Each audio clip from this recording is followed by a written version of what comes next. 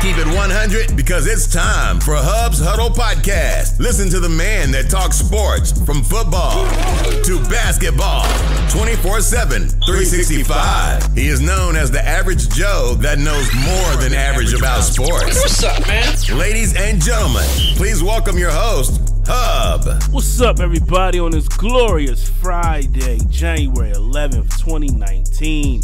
Oh, man, we talking divisional round this time around. We did the recap a couple days ago on the wild card weekend, man, but we're on to the divisional round starting tomorrow. We got 4 games this weekend to determine what teams are going to go to their respective conference championships, and I'm going to break it all down for you and give you guys my prediction on who's going to win. Now, like I said, man, my bracket's a little busted up. Like I had, the Texans beating the Colts last week, and and also had the Ravens beating the Chargers. So I went 2-2 last week. Hey, let's see if I can get all four of these bad boys right this time around. First up, man, we got our first game tomorrow at 4:35 p.m. It's the Indianapolis Colts traveling to Kansas City to take on the Kansas City Chiefs. You got Andy Reid, the head coach of the Chiefs. He's 20-3 in games following the bye week. So, that's very important too. Like, you got, when we talk about these games and everything, you got to take a lot of the stuff in, perspective, like, how coaches prepare, team off a bye week. It's pretty tough, going into Kansas City. But you know what, man, the Colts, man, hey, man, they came up well, last week against the Texans. They put a beat down on them boys. This Texans team, this Colts team rather, the defense playing well, and Andrew Luck's been playing well, coming off that shoulder injury. Nobody really knew what he was going to be like, and plus, man, you got Marlon Mack running the ball, and this dude has been running the ball very efficiently. Kansas City on the other end, like I said, they lost something when they lost Kareem Hunt a few weeks ago. That Kansas City Chiefs defense is still suspect. Like, they're still giving up a lot of yards, in the run game. That Kansas City defense isn't, something that, that you would want to fear. They're giving up 132 yards rushing, and they're also giving up at least like 273 yards in the passing game. I think it's going to be a good game. I think, they're going to put some points up here. I'm looking at, like Indy, what they're doing, the key for them is going to be defensively, trying to slow down this firestorm of a defense that the Kansas City Chiefs have. And on the flip side, man, for Kansas City, man, their defense going to have to show up, man. Like I know Eric Berry, I believe he missed practice yesterday, I believe. So we don't know what his status is. I'm quite sure he's going to play. But, that secondary, hey, it's for a cause of concern as well. It's guys, I remember reading a report, like an article earlier in the year, a couple weeks ago, and one of the corners was saying it's good to have Eric Berry there because he's basically letting me know what the schemes mean. So that means you've been playing all year and ain't know what to do, so it's kind of crazy, man. But in this one, man, I think, the Colts walk into Kansas City and pull off the upset, man. I'm thinking more of a line of like a 27-24 game. I know it's going to be rough up there in Arrowhead, and I think, I think the way the Colts are playing, the way Andrew Luck plays, and he, can throw on the run, same way with Patrick Mahomes, man. But my thing is, man, I think it's going to be the run game for the Colts that's going to help them open up the passing game, because like I said, the defense for Kansas City, like, it shouldn't scare anybody in the playoffs. I know, they got the red hot offense and perhaps the MVP playing at quarterback and Patrick Mahomes, but I just think, Indianapolis is going to get the job done and take care of Kansas City tomorrow. Next up, we got the Dallas Cowboys traveling to L.A. to take on the Rams. That's our Saturday night game at 8:15 on Fox. The Cowboys are 0-5 in the divisional round since winning, Super Bowl 30. That's a long time ago, man. That's over 20 years. Dag it, man. But, this game right here is going to fall on, the Cowboys, front seven defense. And also they still got to get, Zeke involved. He got to at least get 30, 35 touches for them to win this game. The Rams, on the other hand, like I said, I said a few days ago, Jared Goff really hasn't been the same since, Cooper Kupp went down. I mean, they're going to rely heavily on Robert Woods, and I was telling people going back and forth, I'm like, everybody's talking about Brandon Cooks, and I'm like, this is going to be the game where he has to show up and shine. Because right now, like I said, the only concern for me about that offense is Todd Gurley and also with Robert Woods. I mean, Brandon Cooks, he's very spotty, but just looking at it, I think, the key for Dallas is to control the clock. And I know they got their hands full of that defense with Aaron Donald, but like I said, their defense, the Rams defense as well, is nothing to make anybody afraid of. It was all that paper they spent in the offseason on building this team up with the secondary with Talib and Peters. Like I said, Peters kind of like a head case, and Talib ain't too far off. But these boys can still play, when their head is really into the game. But I just think, Dallas, I know they lost, Allen Hurns last week with that gruesome injury. But, I still think they got enough, ammunition to get it done. And plus, you got to look at this, man, the crowd. Now, you got to realize that Dallas, they hold their training camp in California. There is a lot of Dallas Cowboys fans in Cali. And you know what? I'm kind of thinking like it's probably more Cowboy fans in Cali than it is Rams fans. I mean, because if you look at the games, when you see different teams that play the Rams in L.A., these fans travel, and it be more of those fans in the crowd than actually like Rams fans. Like, for example, like when the Eagles go, you can hear the Eagles chant in the crowd. When the Packers were there early in the season, you seen a whole bunch of green and yellow in that crowd. Like, what's up with the LA crowd? I mean, they a little bit too, relaxed. Hey, listen, buy up them tickets. Limit these guys from bringing in their fans to the dang on stadium, so you guys can have the real, competitive advantage with the home field. Right now it's like a neutral site in my opinion. Just like when the Chiefs played them. Yeah, the Chiefs lost, but the crowd was like red. You saw red all in the crowd. But like I said, for the Rams, they got to establish the run too. It's going to be a tough task. The Cowboys front seven versus Todd Gurley. That's going to be very difficult. The Cowboys, run defense has been pretty well. They only allow, 94.6 yards per game, which is impressive. And they held, Seattle down. Those the running backs for Seattle and also Russell Wilson moving with his legs. They held them boys down. I believe it was like 73 yards last week. But you got the Rams who giving up 122.3 yards, to running back. So Zeke has to eat. And the same way in the passing game, passing yards allowed between both defenses about the same, maybe by like a 2 yards difference. Cowboys slight edge by like 2 yards, which really, it's basically the same thing. But like I said, it's going to come down to, time of possession for the Cowboys as well. Utilize Zeke.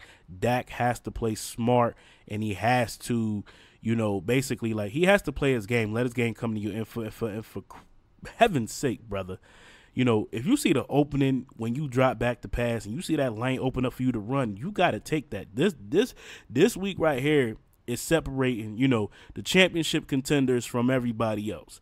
So you come away with this game right here. This game is key, to get you to that, NFC championship game.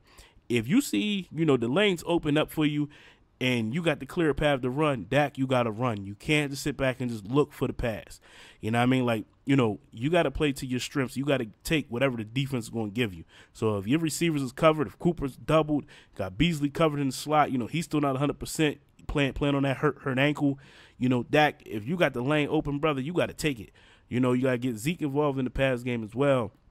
Like I said, it's going to be difficult. Like I said, and the same thing with the Rams.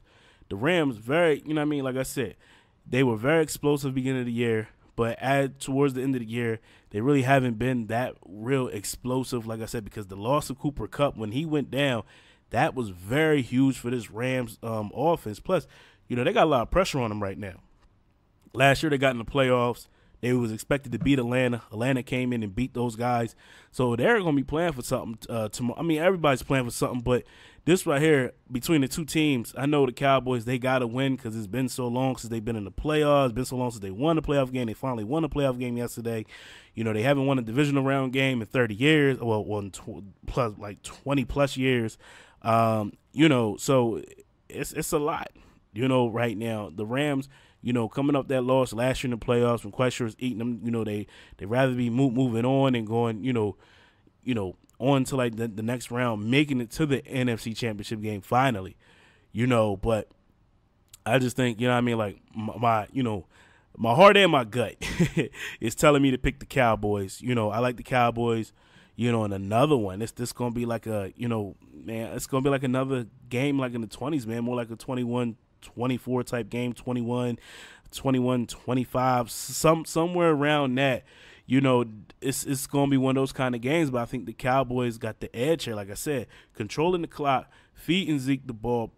Perhaps right now the best running back in football right now. I know you got Saquon Barkley up and coming, and Todd Gurley's still there, but you're looking at Todd Gurley going up against this Dallas front seven where they only allow 93.4 yards per carry, where the Rams defense giving up over 100 yards to running back. So I'm leaning more towards the Cowboys in this one. Like I said, I think the Cowboys can go ahead and take away, with this victory. Tough game. It's going to be a great matchup. Kind of like how that Seattle game went down. I just think it's going to be a good game all the way around. I think both Saturday games are going to be good. I think all 4 of these games is going to be very good, us watching these games. But let's move on to Sunday with you got the Chargers, coming into Foxborough. They take on the Patriots. Of course, Chargers 1-11 on the road versus New England since 1973. It's including the playoffs. I just think, it's gonna be a good game, man. Hey, a good game, between both of these teams. Like, hey, Chargers defense is pretty well. Basically, that ranked ninth. It's gonna be tough for, New England and this offense. They use a lot of nickel out there in LA. And the key for that, man, I think they're going to have to run the ball. I mean, I know, they played different style last week with stacking the box because, hey, Baltimore was only one-dimensional, really. I mean, Lamar Jackson, hey, he wasn't throwing the ball down the field, and when he finally did, things was opened up, and he should have been doing it from the beginning of the game to mix it up. But that falls on the coaching. Like I said, I think Joe Flacco should have gotten the game. They still had a chance to win the game. They should have just played Flacco, but I guess it was a decision from, maybe like front office or whatever. Like, hey, like we're going to roll out with, Lamar Jackson and, Joe Flacco's going to be, walking next year. So, I mean, but if you look at it, man, I mean, hey, like the Chargers give up, them in New England give up almost about the same, passing yards. Let's look at the defenses here. Let me see. Actually, yeah, I mean, like New England gives up probably about like 19 more yards passing than what the Chargers give up. And also same thing with the defense. They give up a little bit more in the run game. It's going to be very critical for New England rushing defense, to stop, Melvin Gordon in that Chargers, rushing attack. Melvin Gordon's he's a little banged up, sore knee, I believe. So, but I know he's going to play. Plus they're getting back, I believe it's Hunter Henry, the tight end, coming off a ACL, which is going to boost, that Chargers defense. I mean, that offense up. It's going to be a tough task for New England. New England's going to have to continue to play good, football. Like Stephon Gilmore's been playing phenomenal all year. Him and Jason McCourty for that fact. And also they got, J.C. Jackson over there. He's coming on too, the rookie, undrafted rookie.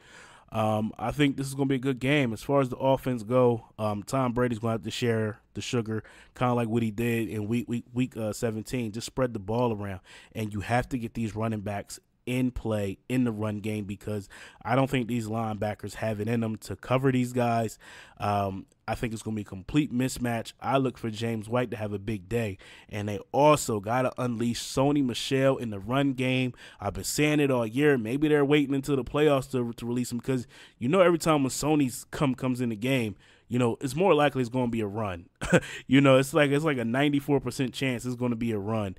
They have to unleash this kid in the passing game and let him do his thing. He had did it last year in college. They have to let him, release this man out here in this passing game and let him do his thing. You know, we should see sets with James White and Sony Michel in the backfield, giving the Patriots 2 extra receivers to throw the ball to. Rob Gronkowski, like I said, I don't know what's up with him. It looked like he's still playing hurt, but you know, hey, he got an opportunity tomorrow, you know, to show up and show out against these Chargers linebackers. You know, hey, the opportunity's there, man. You know, the opportunity is there for New England to win at home. Like, you know, the Chargers coming in, man, listen, Chargers are tough. They haven't lost a road game all year. New England hasn't lost a home game all year. This is going to be a good battle. The weather around, you know, it's supposed to snow. So, you know, hey, snowing in New England, you lean with the Patriots. Phillip Rivers, like I said, you know, throwing the ball, you know, he is going to throw it up there. I expect him to have a huge game tomorrow throwing the ball. It's going to be a big test for these New England, you know, secondary. They have to be, you know, on their game because it could be a lot of interceptions to be made, you know, with Rivers out here throwing. This defense is going to come up big for New England if they have any shot of winning. And also, you know, their offense, they have to establish the run and get these and spread the ball out. Edelman should get touches. Hogan should get touches. Dorsett should get touches. Gronk should get touches as well. And also, I seen that Cordell Patterson is, you know, coming back. He is healthy. He's going to play. I'm going to make a bold prediction, man. I think Cordell Patterson throws a touchdown pass in the game on Sunday. I think it's going to be a great game, man. But I like I'm looking at New England more like a 38 to 38. I'm going to give it 38-35. 38-35, New England by 3. I got them beating the Chargers at home to move on to the AFC Championship game to face the Indianapolis Colts. Next up, we got the final game of the weekend. You have the Philadelphia Eagles taking on and going into New Orleans and taking on the Saints. You got the Saints, man. They're 5-0 in home playoff games since 2006. But you got a red hot Philadelphia Eagles team coming in. I know they won off a field goal last week. You know, Cody Parkey, man, listen, that thing was blocked. Nothing to hang your head on. I mean, it is what it is. You know, you just come back, man. You know, I know they played earlier in the year, and I don't think this is going to be the same way, you know, that game was going. Like early in the year, like New Orleans put a beat down on Philly. I think Philly's coming back for revenge in this one. I just think that New Orleans is very tough at home. I mean, if this was a neutral site, I'd be leaning more towards Philadelphia, but at home in New Orleans, man, you got to roll with the Saints, man. But like I said, I will not be surprised. Now, mark my words, I will not be surprised if Philadelphia goes into New Orleans and beat the New Orleans Saints. Is very possible. I think this team responds a lot better with Nick Foles behind center. I think the defense, you know, they are turning it up right now. These guys are really playing for one another right now. Like I said, this offense is better with Nick Foles. And I know people out here with the Carson Wentz syndrome, but you got to look at it like this. When Nick Foles is in the game, Nick Foles spreads the ball around. You know, you see Alshon getting involved. Yeah, he goes to Ertz. You see Aguilar getting involved. You are starting to see Golden Tate involved in the offense. And they're also dedicating themselves to the run game. Yeah, it didn't really work out well last week, but they stuck with it because it opened up the passing game for Nick Foles.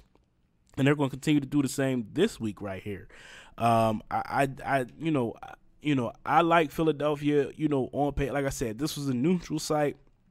I picked the Eagles, man. But, you know, coming up in New Orleans, hey, man, you know what? In fact, you know what? Balls out, man.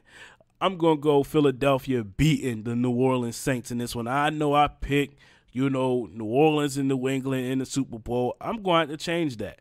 Because like I said, I feel like, you know, Philadelphia can beat New Orleans with Nick Foles behind center.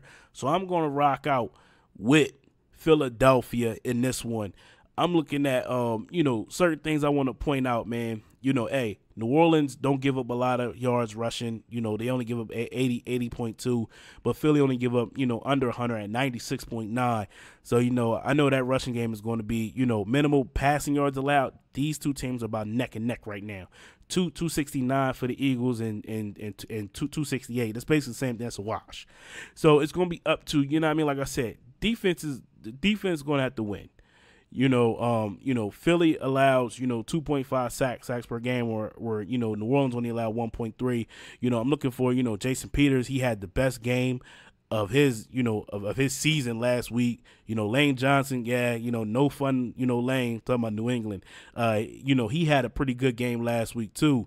So I think this Philadelphia offensive line is going to come up big as well to give Nick Foles the time that he needs to execute down the field. Plus, Nick lets the ball go under 2 seconds. It's about like a 2-second release for Nick Foles. He lets that ball go. He's not like Carson sitting there and just holding the ball. Like I said, I had New Orleans, man. I had New Orleans all week.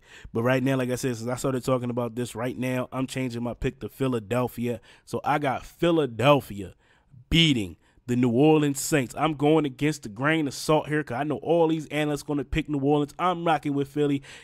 I'm not an Eagles fan, far from it. But Philly, stand up. Y'all going back to the NFC Championship.